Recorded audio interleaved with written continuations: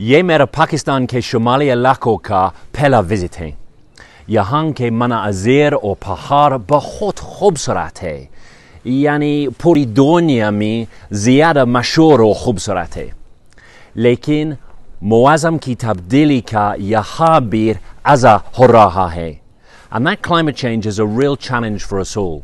Pakistan has more glacial ice than any other country in the world outside the polar regions. And that ice is responsible for 50% of Pakistan's water needs, water for 220 million people.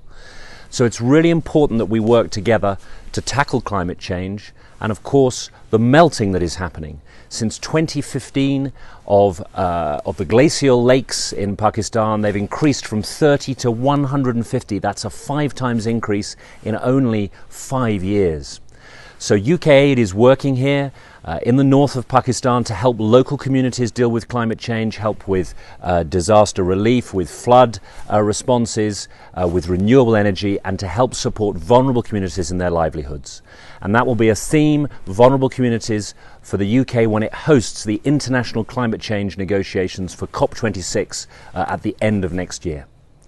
Our world is our responsibility. हमारी दुनिया हमारी जिम्मेदारी है।